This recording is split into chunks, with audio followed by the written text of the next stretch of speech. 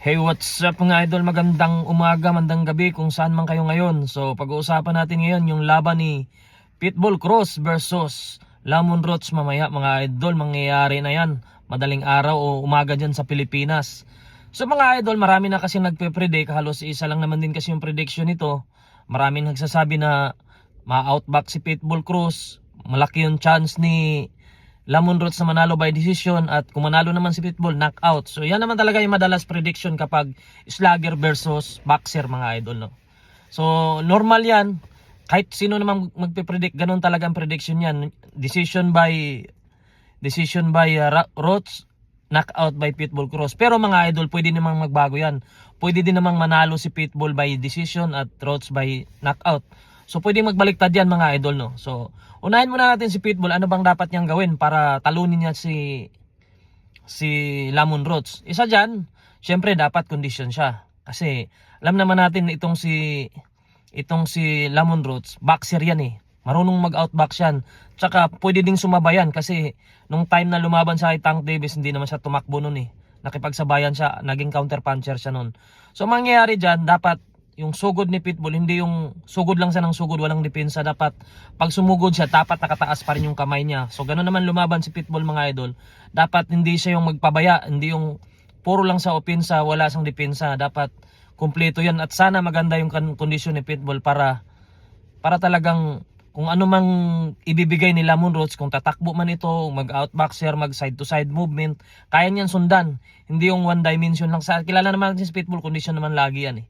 So yun lang naman mga idol, no. Dapat kondisyon si Pitbull at sundan niya ng sundan. I-pressure si Lamon Roach kasi yun lang naman laro niya talaga eh. One dimension lang naman talaga si Pitbull. Pero mahirap siyang talunin dahil malakas din, tsaka may depensa din kahit papano. Si Lamon Roach naman, depende yun sa kanya kung gaano din kaganda yung kondisyon niya. Pwede niyang sabayan, counterin si Lamon Roach, ay si Pitbull Cruz na hindi tumatakbo. Yung kakounterin lang niya. Pero delikado yun sa kanya kasi pwede siyang tamaan ng mga malalakas na suntok ni Pitbull Cruz nun. So tingin ko dito, kung gusto niya talagang manalo ng hindi makadikit si Pitbull, i-outbox niya talaga si Pitbull niyan. Kasi alam niyang susugurin siya. So dapat condition siya kasi tatakbo siya na eh. Kumbaga outbox, ikot-ikutan mo yung ring, di ba? So dapat maganda yung condition mo para hindi ka mahagip sa mga suntok ni Pitbull. Ang isa pa, dapat gumamit siya ng jab lagi. Dapat wag niyang kalimutan gumamit ng jab, nakataas yung kamay, head movement dapat kailangan diyan kasi talagang bakbakan siya ni Pitbull Cruz niyan. So makikita natin kung sino ang magandang kondisyon diyan, yun ang mananalo. Kasi yung sinasabi nila knockout lang pag-asa ni Pitbull, hindi rin masabing knockout lang, pwede siyang manalo ng decision. Just for example, tinamaan niya si Roach ng maganda. Ngayon, ayaw na makipag-engage ni Lamon Roach. So atras lang siya ng atras. Pwede yun, bibigay ng mga judge kay Pitbull Cruz, lalo kung hindi naman masyadong tinatamaan si Pitbull Cruz. Kumbaga siya yung agresibo na hindi naman siya masyadong tinatamaan kasi takot na si Lamon Roach niyan eh. Pero kung kayanin niya yung suntok ni Pitbull, tingin ko dyan mananalo si Lamon Roach kasi pwede siyang sumabay, hindi siya mahiyang sumuntok eh. Makapagbitaw siya ng maraming suntok, kakounterin niya kasi hindi siya takot. Ganyan mga idol eh. Kapag takot ka kasi, wala, pati yung suntok mo apektado na kasi parang suntok na hindi mo madiin kasi takot kang matamaan sa suntok niya.